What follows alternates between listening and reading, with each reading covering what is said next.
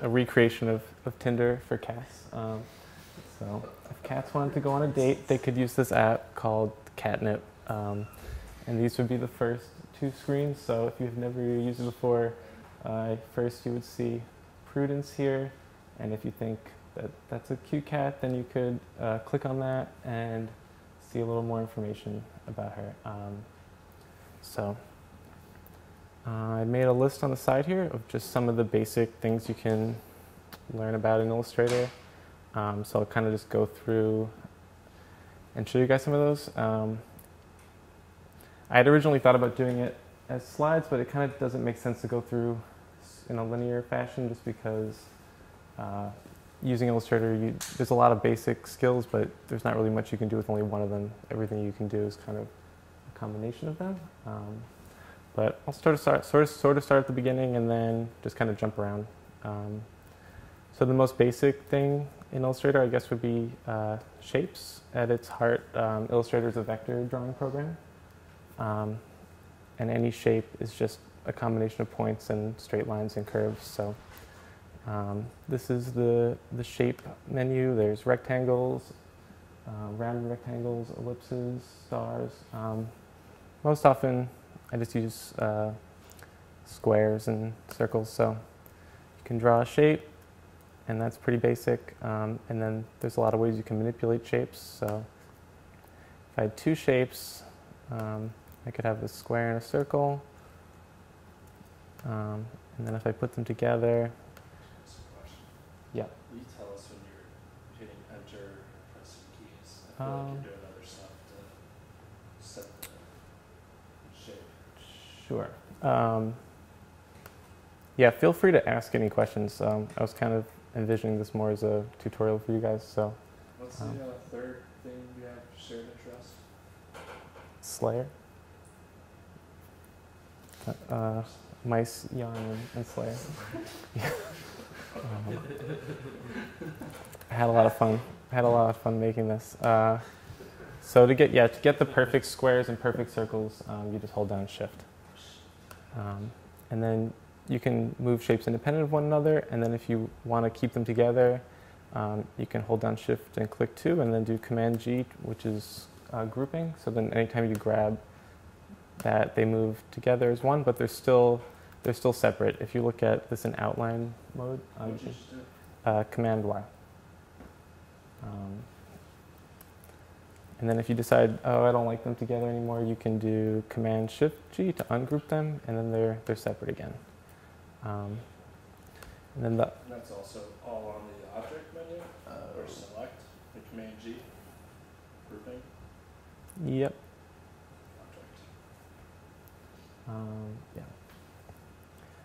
So if you decided that you really like these shapes together and you never want to take them apart ever, you can select them both, and then you can use the Pathfinder menu here, which lets you do different things with shapes. The first option is the Unite, which when you click that, these now become a single shape. So if I go back to outline mode, like the circle's not really there anymore and the square's not really there. They're just a single shape. And you can also use that same menu. I'll just undo that, and I'll change the color of one so you can see. But if you lay two shapes over each other, did you change the color? I'll do colors in a second. The other common Pathfinder you would use is the Cutout tool. They call it minus, but that cuts one shape out of another. So now it's a square with a chunk out of it. And now it's keeping track of the points, right? So you can resize that, and it keeps its quality. Like just scaling? Yeah. Yep. You can just grab it, drag it. Yeah, so the other way you manipulate shapes is with the selectors, which are these two arrows, the black arrow and the white arrow.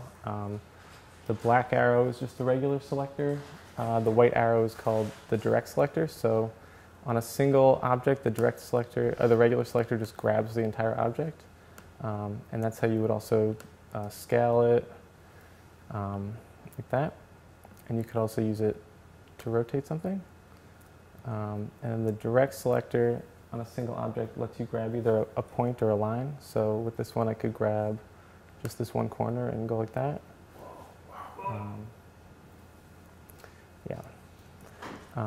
And then in a group, if you have a second object in a group, then the direct selector grabs the whole group, and the white selector grabs just a single object in the group. Direct selector is A, and the black one is M? V. V. V as in? I don't know. I'm not sure. Yeah, if you ever need to know the shortcuts, you can just hover over the tool in the toolbar, and it tells you.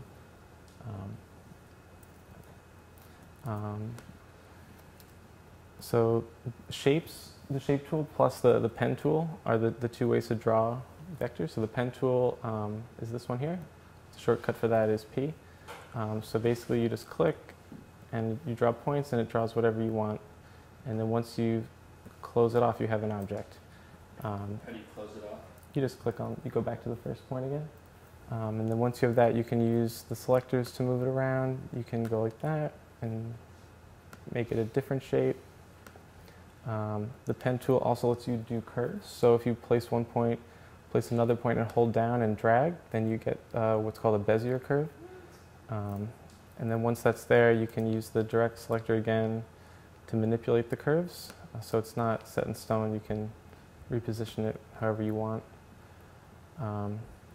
So yeah, the shapes and the pen tool are kind of the basic ways you draw. And then in a situation like this, when I was recreating this Tinder clone, I used those tools to make these. So you can see these are just shapes that are kind of made out of another shape.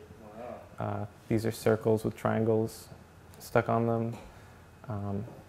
This was a shape with a circle cut out of it. So I'll show you guys how to draw one really quick. Down here. So you didn't just yank a screenshot? No, I redrew all this because there's different parts I want to show you guys. So this. You want to see the gear? Yeah. Okay. This gear took a little while to draw, so I'll do a more simple gear. So, do you want like the cheater gear? I'll do a cheater gear really quickly for you. Okay, so a cheater gear, I think, would be to use the star tool. And say I wanted 8 points. I might go like that. And then I would put a circle in the middle of it. So I didn't go over this yet, but I will show you guys how to center things or align things. So I'll just change the color of that so you can see it.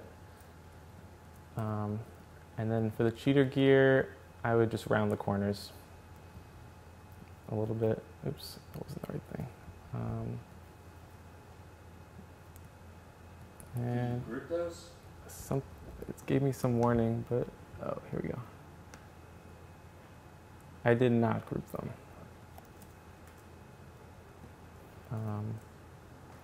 So you could do something like that and alter it a little bit, and that might be, if I cut that out, that would be the start of a cheater gear. I guess a more complicated way to do it would be to draw a circle, oops, and then maybe draw a rectangle that's a little bigger than the circle, and then center it,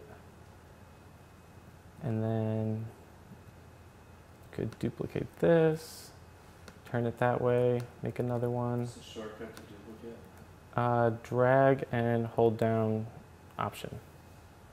Select, drag, and then hold down Option and let go. And then if I selected all these and centered them, I could get something that's on its way to becoming a gear. Yeah, and then just put another circle in the middle. So the corners there are a little rough. But yeah, that's on its way to being a gear. So the one I was going to show you guys was the heart, because it uses both shapes and the pen tool. So, and also something called Smart Guides, which is another reason I love Illustrator, which Photoshop does not have, and I really think they should add it.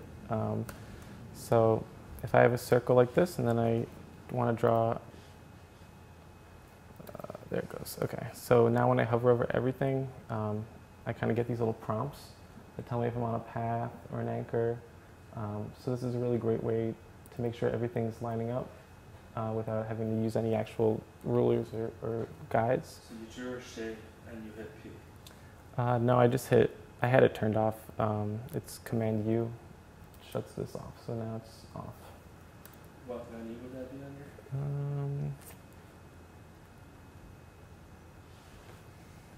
View, guides, smart guides. Yeah. How do you get the grip? Command semicolon or command quote apostrophe. Yeah. So with the pen, now if I come below, it shows me that I'm on the edge, and I can draw the bottom of the heart. Oops. And if I hold it down, I can draw a curve. And then I can drag my point back up and finish off this. So now I'll use the Unite tool again. So now I have half a heart, and then I'll copy half a heart, and I'll use the reflection tool to flip it. You hit Command. Yeah. So this is a sloppy looking heart, but that's the general concept. So it's still two sections, but I can combine them. Just using Unite. So now it's a single heart. If you decided it wasn't pointing off at the bottom, did you have to recreate all that? No, I can just grab the one and go like that. And then if I wanted, say I wanted to just fix this side, and now I thought, oh, that's better, but it's not symmetrical anymore. I could come back, cut off half of it using the Cutout tool, and then just redo that again. So now I've got a symmetrical heart again really quickly. Yeah. Don't burn me, please. Yeah, so just a few really basic tools, but you can do a lot with it. So the reason I had Ruby Decamp open was because like that's all that is. It's like you can just keep building and building on what you have. And Can we see the outline? Okay. yeah, it's just shapes combined with other shapes and cut out of other shapes and put on top of other shapes. So yeah, you can do a lot. Even if you only know those few things about Illustrator, you can draw a lot of stuff. So if you were to try to do the same thing in Photoshop, because it's not vector-based, once you drew something, if you wanted to like reshape it, you wouldn't have the flexibility you have here? Right? You can draw with vectors in Photoshop, but if you go to edit them, it just opens up Illustrator. And then like when you save it, it's saved into your Photoshop file. Okay. Yeah, so Photoshop and Illustrator have different strengths. Neither of them are really made for designing mobile apps, but I prefer Illustrator. I think it kind of lends itself better to this sort of work. Yeah, it's kind of just my personal opinion on it. But So if you made a vector and put it in a Photoshop file, would it just be its own layer? yeah, it would be a smart object, and then you could rasterize it, and then you wouldn't be able to make any changes to it as a vector. But if you wanted to edit it as a vector, you could just click on it, and it would bring up an Illustrator. And then anything you do to it there, like if I had this in Photoshop, decided I want to put a circle on it, it came back to Illustrator, I'd save it with the circle, and then when I went back to Photoshop, it would just be there for me. So they do play nice together. I just prefer to stay in one environment if I can. And for something like this, I think Illustrator works really nicely. Well, and I guess Illustrator handles objects that are not vectors, like the cat photo, right? Yeah, it handles them for the purposes of layout. I wouldn't save the image from here. I think Photoshop's better suited for that. But for the purpose of a mock-up, this is fine. What about the text? Is that also vector, or is that like an image? No, text is vector. Yeah, so these letters, there's text, which is just text that you can edit, like this, her name, and then you can also just create an outline. So these letters are just shapes that happen to look like letters, pretty much. I can't type in here. Okay. How did you make the fire in the eyes? I just traced it from Tinder. Yeah, so colors. I'll go back to colors since you asked about that. So anytime you grab an object, you have options you can use on it. Let me make these one. So far, all the objects I've shown you guys only have a fill, but you can also have a stroke color, which is just an outline. So see, these are the two, and here I have nothing selected, but I could put a green outline on it if I wanted. And then this is the stroke menu. You could make it a little bigger. And then whenever you select it, you can just come over here to the color menu. You can change one. And like I got that how I want, so I'll change this one. And then if I really like this color pink, I'll just make it just a single one. If I want to save it to make sure I use it later, I can open the swatch menu, and then I can save a new swatch. Why isn't it letting me save it? Yeah, just drag it in. Now I've got, so even if I delete these two things and do 100 other things, if I want to come back later and get that same pink color, even if I make a blue circle later. There's no shortcut for the color menu? There may be. I don't know. To open it? In Photoshop? Every time he does a I'm not shortcut, sure. you ask him where it is in the menu, and then he does something without a shortcut, and you want another shortcut. I don't think there's shortcuts to open the menus. For the menu for the benefit of everybody else. Not me. I don't know the answer. I click on it. See, Ryan just learned Vim like this. I'd like to see artboards. What's that? I'm using artboards. Artboards. Yep. I'll do artboards next. I have one question on the stroke width. It made the whole shape bigger because it was like, could you do a stroke width increase that kept the shape the same size? Yeah, I'll do that now for you. So I'll go back and choose my pink color that I saved. And then for the stroke, I'll use the red color that I used throughout the app. I'll make it bigger so you can see. And there's three options. By default, it's aligned to center. Okay.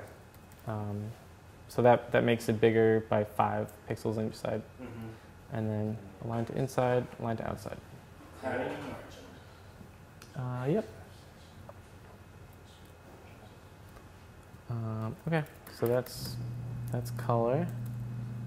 And then So you just select the shape, and you just change the colors in the color thing over there. That's it. the color thing. On the bottom left of your screen. Yep. Under the magnifying glass or up there. And how did you save the color?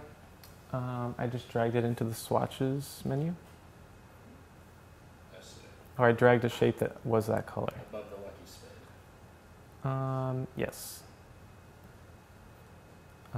Okay, so I guess one other thing I'll do on shape styling is appearance and graphic style. So if I have a green square, and then I made the border red, and then I gave it some rounded corners, and I gave it, say, a drop shadow.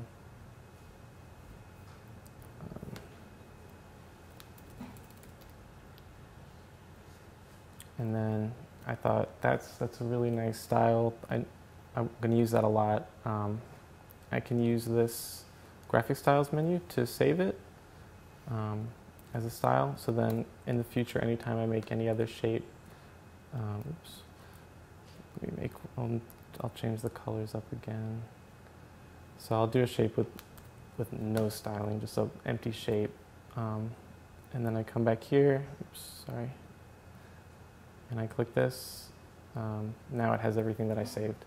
Can you see what is in the graphic styles? Because I imagine if you want to Sure. show like some of them, they'll edit, but not have drop shadow, but have Yeah. fill. Mm-hmm. Can you Yeah. look at the detail? Yep, so right above this menu is the appearance menu, and this gives you the rundown of everything. So you can update the stroke from here, and you can also update the stroke and fill opacity independent of one another from here.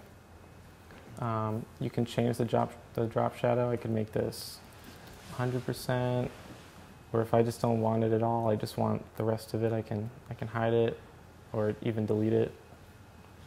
Yeah, so you have a lot of control. You're basically a programmer, right?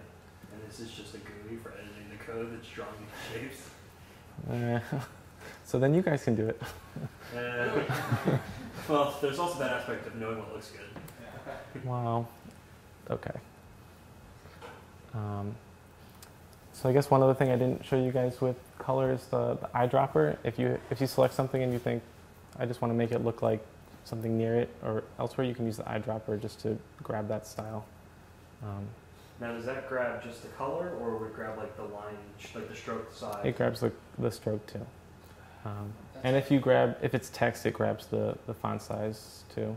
And if it was italic, it would grab that. What's the shortcut for Eyedropper? I think. Yeah. Yep. Very clever. So one of the main reasons I like designing mobile apps in Illustrator is what Sam mentioned, the artboards, which if you've ever worked in Photoshop, you can only see one screen at a time. And Illustrator gives you this much room to make as many smaller screens as you want. And each one's called an artboard. So here I have 4. They don't have to be the same size as each other. This is one, this is one, this is one. You can keep adding more. If you do Shift-O, you get into the artboard editing mode. You can move them around. You can draw another one. Where's the artboard menu? The artboard menu is this one. You can name them and put them in order. Is it like a layer group? It's not a layer group. Illustrator does have layers. The nice thing is you can ignore them for the most part. You can grab whatever you want pretty much just by clicking on it. So you don't have to keep the layers organized. It makes its own layers, and if you group things, they get grouped here as well. Mm-hmm. But aside from moving something on top of another thing, it doesn't really matter to me what is in what layer or where it is. Like, I don't know if this is on top of this. It doesn't matter, really. So what does the artboard do? The artboard, well, first of all, lets you see multiple screens at once. So this only has 3 screens, but I'll jump over to the MetaIQ mockup I've been working on, or one of them. So this at one point had like 75, which we whittled down. So if this was in Photoshop, it would be really difficult to say, well, I want to do something on this screen that looks similar to something I did 30 screens ago, if I have to go back and look it up. So with this, I can jump around pretty easily and see everything at once. I think it gives you a nice bird's eye view of what you're working on. So to me, that's one of the huge advantages of Illustrator. So can you edit an artboard on its own? Yep. Wherever you click, you're on that artboard. So right now I'm on this artboard. You hide everything else and just focus on one? I'm not sure. Probably. I don't know how to do it though. I mean, you can just like zoom in. So when you create a new document, do you have no artboards? You start with one. But you can manipulate it later and make it bigger, smaller, or delete it if you made more. I don't know if you can delete. I don't know if you can have 0 artboards ever.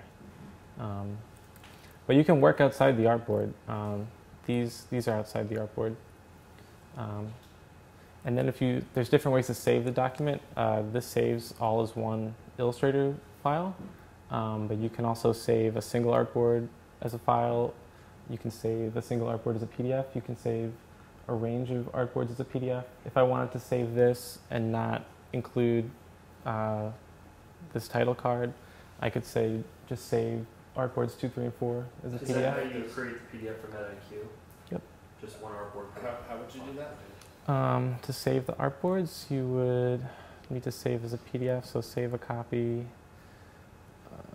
PDF, and then I would say, yeah, this use artboards is selected, and then I would say just exclude the first one. Oh, sorry, you guys can't see it, but it's down there.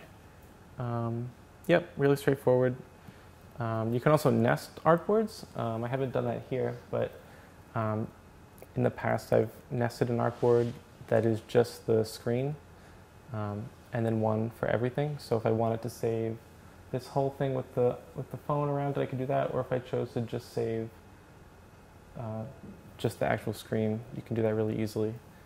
And where would that go? You just put an artboard on top of another artboard. It's a little tough to draw it in now, but if you do your planning at the beginning, you just structure nested artboards, and then give them different names. And you would access it from the artboards?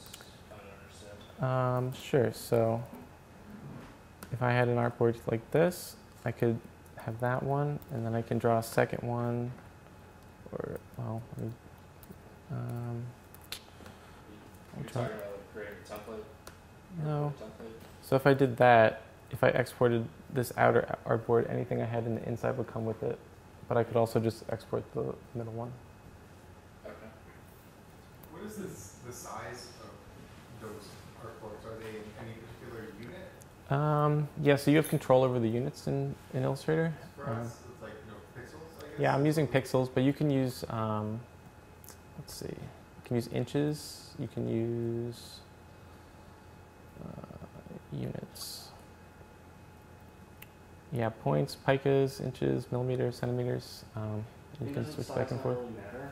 Because you can scale it to whatever you need because it's a vector? It's vector. For these, I use the resolution of an iPhone. This is pretty big. So you're just drawing it at what is effectively native resolution then? Mm-hmm. But you could draw it at 2x and it would scale down cleanly. Yeah, the only thing is the images I took off the internet might Sure. not work. But yeah, all the vectors can be scaled. If I decided later, or if Apple released a new phone that's double the resolution of the current one, you could just scale everything. Whereas if you did everything in Photoshop, that would be harder. It would be impossible if it was raster, yeah. So the bottom of the file got cut off when the screen resized, but let me see if I can get it. Yeah, it's below the projector, but let's see, this is 100%.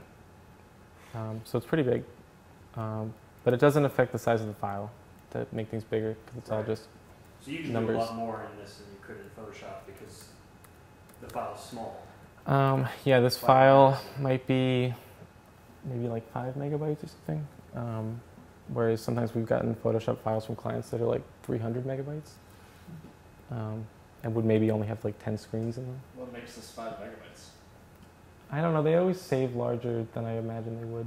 I don't know what causes it to go up. Adobe. Yeah. I know like adding shadows to things drives the file size up more than you would think. So this has 4 images in it too. I don't know.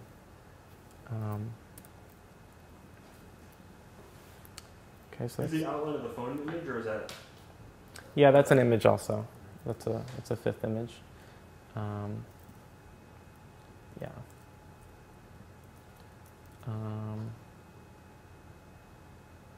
What do you wish it did that it doesn't do? Illustrator? Yeah.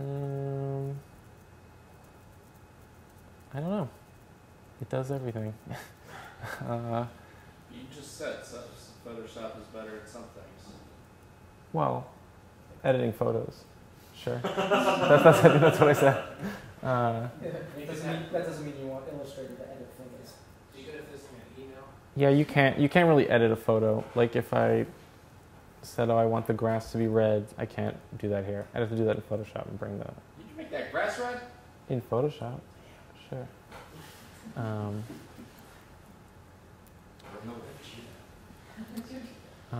Okay, so I'll show you guys how some of these things work in here since we haven't really gone through this. I showed you guys a little bit with alignment, or I sort of did it and didn't explain it. But the alignment panel is really important for drawing. If you have 2 squares and they're not, and I decided, I need them to be next to one another, I can use this alignment panel. And this gives you different ways to align things. So they're pretty self-explanatory. You just follow what they look like. But this would be like to the left or to the right. If you can do it for more than two. So if I had a whole bunch and I wanted them centered, I could just do that.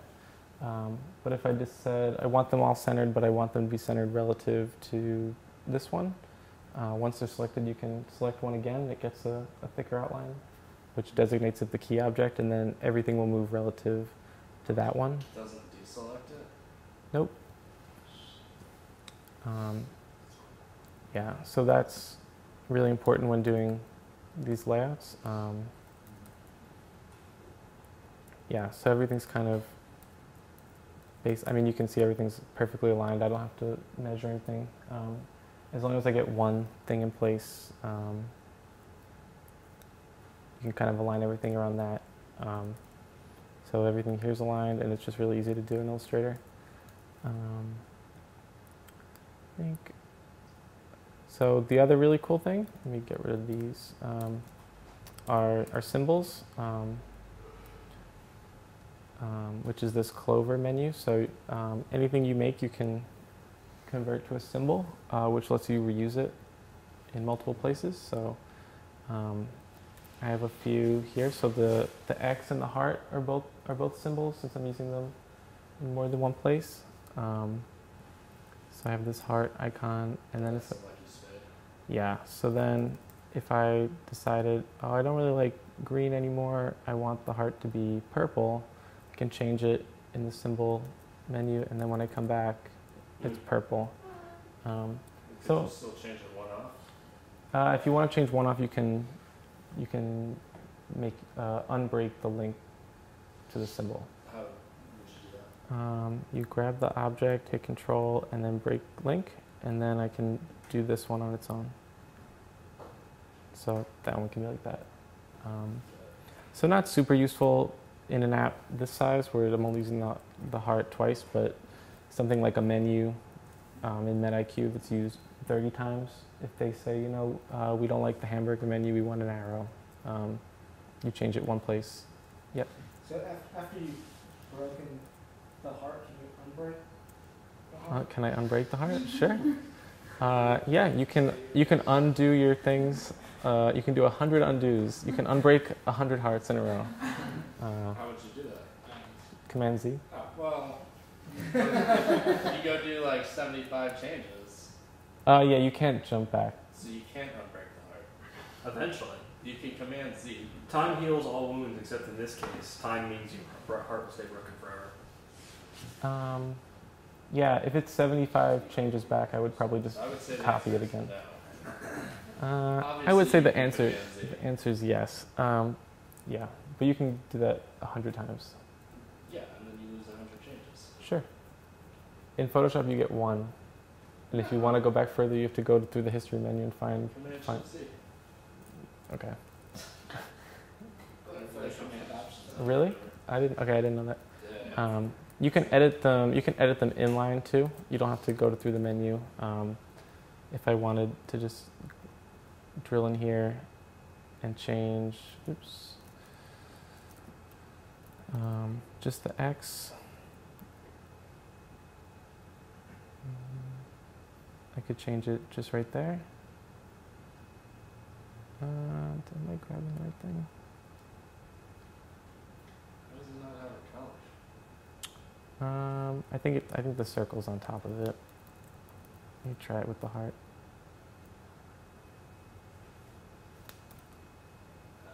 Yeah, so if I did it here and made the heart like pink.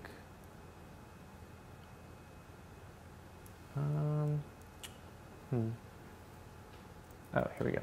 So in this case, I actually made it smaller. So now when I click on it, it makes it bigger. But then it'll be changed everywhere. What? You lost me. You were like drilling in. I don't think you showed us what drilling in. Okay, so drilling in is where you double click on something to get into a grouping or into a symbol. which can contain more than one thing. So right here, I click this, and if you click something and lots of things get highlighted, then it means they're a group. So they all move together. If you double click, then you get the breadcrumb at the top that tells you you're in a group. So now I can grab individual things in the group. So these, for example, are in another group of their own. So if I wanted to get into that one, I could drill into that one. So we get another breadcrumb. And then I could grab just one and delete it. And then if you hit escape, you're back out. So when you click the symbol in a group, is that because the symbol itself is that size? And when you used it in the group, you resized it? Yeah, so if you take an instance of a symbol, it comes out at its normal size, or the size you made it originally, but then you can just scale it. So I could make a really big one. And then if I decide I want to change it from here and I drill in it, it'll get small again. Since you're editing the symbol itself. If you resize the symbol, will all your other uses of it change? If you resize an instance of a symbol, only that one changes. If you drill in and edit the symbol, then they all change. So if you made that bigger right now, they'd all get bigger? Yeah, they all get bigger. So if I go like that, then they're all going to get bigger. Oh my god! But they get proportionally bigger based on how much you already resized them. Yeah, so this one's twice bigger than this one. So I still don't understand how you got into the art. I double clicked it. Click it a lot.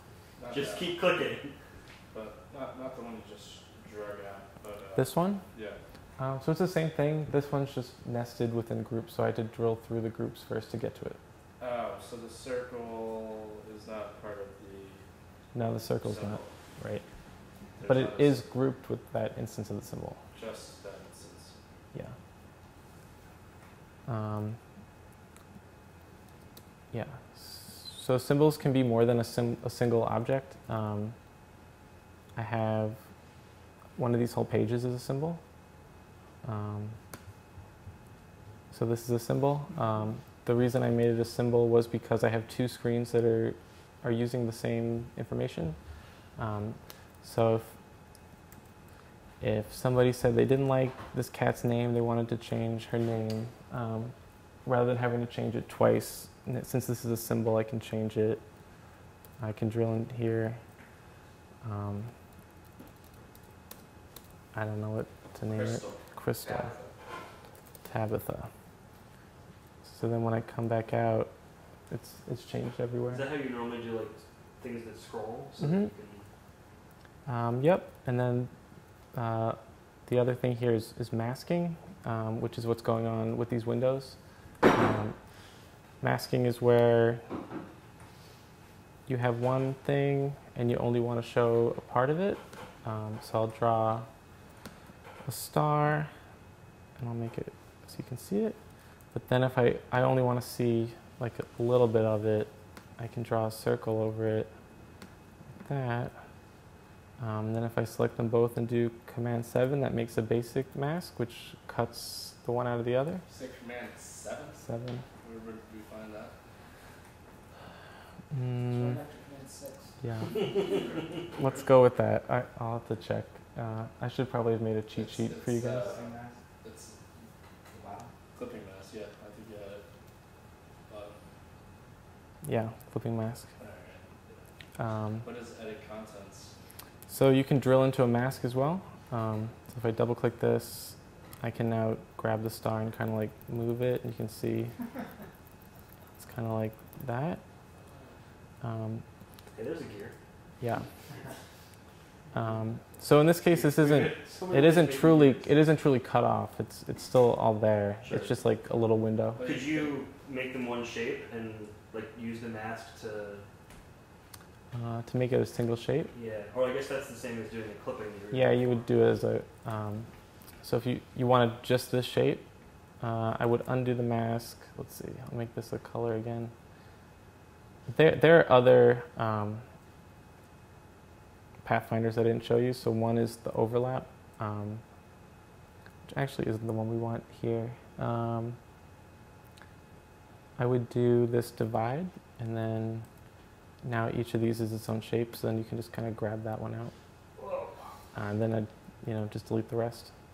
Wouldn't overlay have done the same thing though? It would just let you just the, because it's you only want the places where they're touching, which is what you ended up with. Overlay. Nothing tips. No, because nothing's overlapping on the tips. The overlap. Oh yeah, you're right. Just click it. Yeah, you're right. I was thinking that this yellow, the shape that side. Yeah, the overlap one would be the one that would work better. Yep. Yeah. Well, the divide's cool because then you leave behind everything else. Yeah. The unite, subtract, intersection, and divide are probably the only 4 I ever use. The other ones that you can kind of achieve the same effects with the other ones. So I'm using a mask here. On each of these windows, I made a shape that's the size of the screen, so this rectangle, and then within it, I put this symbol. It's just located in a different place in each one. So here, the symbol's at the top, and here it's at the bottom. But you can drill into that, and then you can see that it's just there, it's just cut off. So if I wanted to come in here, I could just move this like this if I wanted a different view. So yeah, if it's a really long screen, I would make a single symbol that's very long and then have multiple artboards with phones and then just show a different part of the symbol. Could you take an entire artboard and make a symbol out of it? An artboard itself can't be a symbol, but you can take the contents of the artboard. Yeah, anything can be a symbol. You can just grab whatever you want. Like, I can make this a symbol. I don't know, list. And then I have another instance of it. And then if I drill in here and make this one red, when I come out, then they're all red. Oh, so even things that were created, when you created the symbol out of things that already existed, it became the first copy of the symbol, so they're linked. First, I'm not sure what you mean. Like, so you started with individual pieces that weren't linked to anything. But when you saved them as a symbol, what you have selected effectively became an instance of that symbol. Because it's now linked. Oh, yeah, yeah. But it doesn't have to be there. If I wanted to make it a symbol and then just get rid of it, I can come back later and it's still there. Right. Yeah.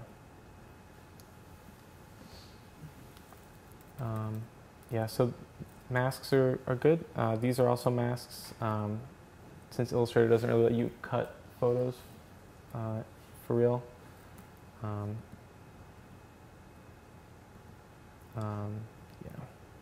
It's just an image inside of a circle.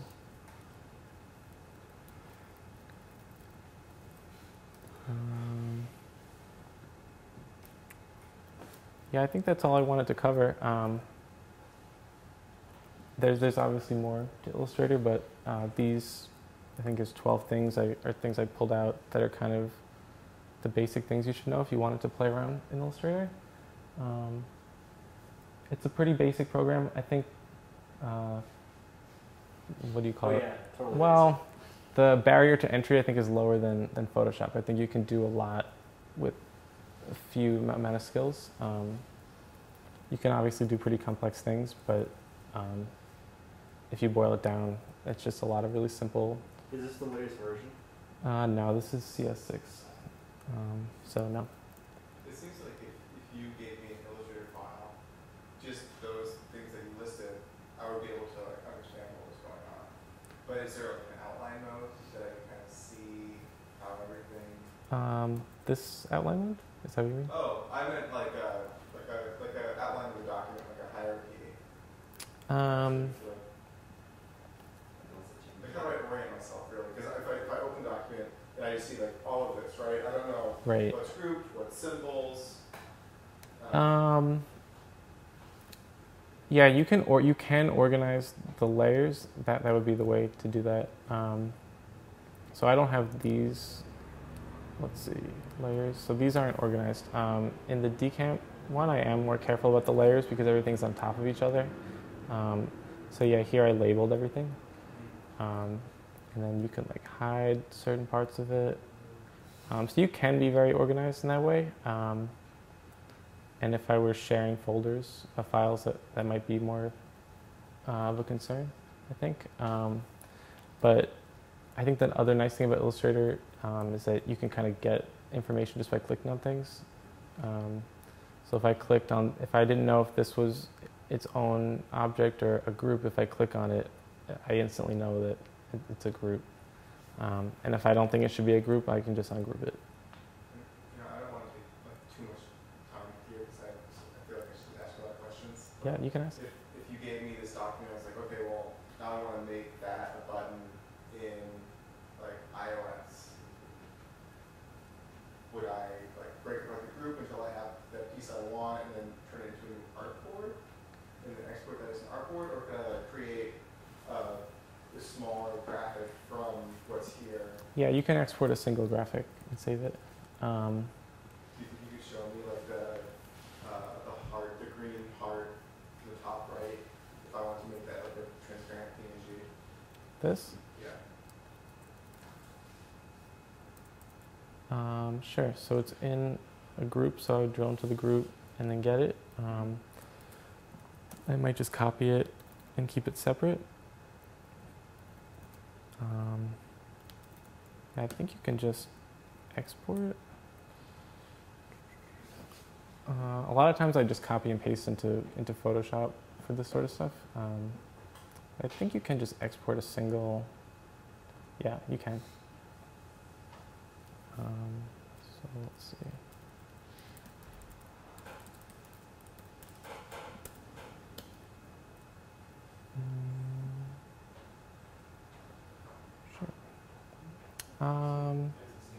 Yeah, it looks like it's doing the whole thing. Yeah, I'd have to look into it. I do it. That is how I do it. If you paste it in Photoshop, what determines the size of it, though? Its actual size. Yeah. You have to size here first. When you paste it into Photoshop, it lets you decide. So by default, it's its normal size. So whatever this is at 100%. So before Photoshop rasterizes it, it would ask you what size to make it. Or would Photoshop when you keep it as a vector? When you if you copy this and then open Photoshop and hit new document, then by default the new document will be the size of the object you have copied. So based on the size within the Illustrator file. Yeah. So this is 70 by 70. Okay. So you would be best to just resize it here before you copy it. You can do it either way. I don't think it. What was the question? He said he thinks it'll keep it as a vector if you paste it into Photoshop. Yeah, it does. In Photoshop, the vectors are called SmartLogic's, but same thing. And then if you wanted to edit it, it would open it in Illustrator. Yeah. But it can live within the Photoshop file as a vector. Uh-huh. Okay. Yep, it would open just in its own document, and then when you save it, that closes and it goes back to Photoshop, and you have your changes there. Yeah, you can manipulate it as a smart object in Photoshop in some ways, but you can't like add vectors to it. Is the link between the programs enough that you could like get to your symbols from Photoshop? Yeah, you can save symbols as like a folder. I don't know exactly what file type, but you can import a whole list of symbols to another Illustrator document, and I think you can also access them from Photoshop. You can import a symbol. I actually have never done that, but I think I'm going to have to do that with MedIQ because if we had to make another document, I would need all the symbols in the first one. So we could have done that. I ended up duplicating one file, and just the symbols came with it. But if I wanted to start a new document and take those symbols with me, you can just export. From MedIQ, just to see like what you made that was reusable. Sure. Cool. So every page is a symbol, just because they extend beyond one phone's worth of window space. So then I put those in a mask. But then other things are reusable. Let's see. The site header is reusable across multiple pages. This was an old icon that we didn't end up using, but in theory would have been on multiple pages. The submit button is used a lot. Yeah, and then just every page is its own. This is a longer one. So, yeah, this would probably be 5 iPhones and then the same symbol in each one. Awesome. Cool. Anything else you really want us to say? No, I think that's it. I was just hoping to give you guys a little bit of a basic overview of Super impressed. why I like Awesome. Illustrator and how it's a really powerful program.